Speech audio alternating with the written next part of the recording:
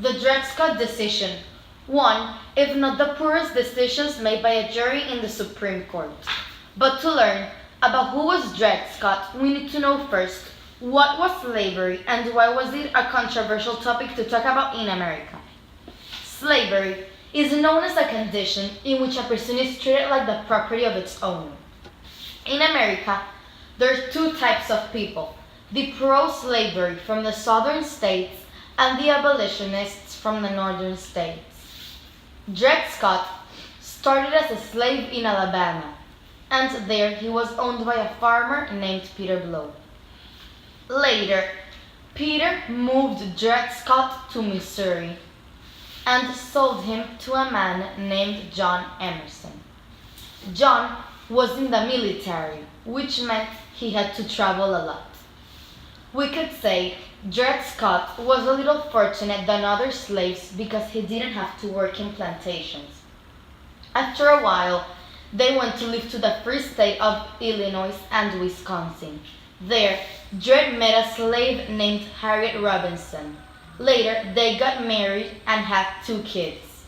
They also became property of John Emerson. Later, Dred's family and John returned back to Missouri. And as we all know, humans don't last forever. So it was time for John to die. This meant that his wife would become their new owner. Way back then, when Dred was living in Illinois, he heard about a doctrine that stated, "Once free, always free."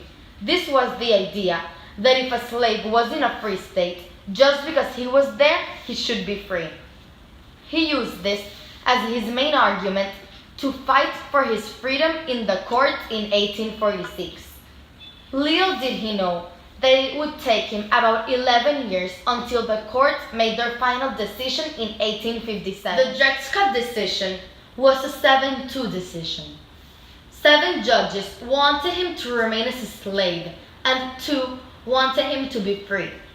The Supreme Court stated that since black people were not actually citizens, Dred Scott did not have the right to sue in court.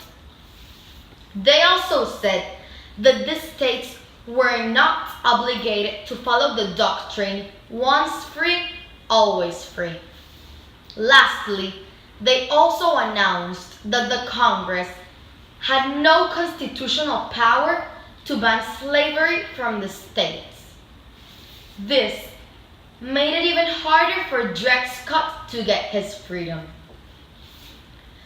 Peter Blow's children had become anti-slavery, so they decided to help Dred Scott.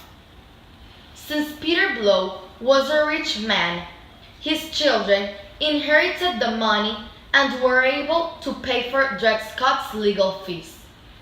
Many years passed, and the case was still open. This made Peter Blow's children pay for the freedom of Dred and his family. This concludes how Dred Scott got the freedom he fought for during 11 years.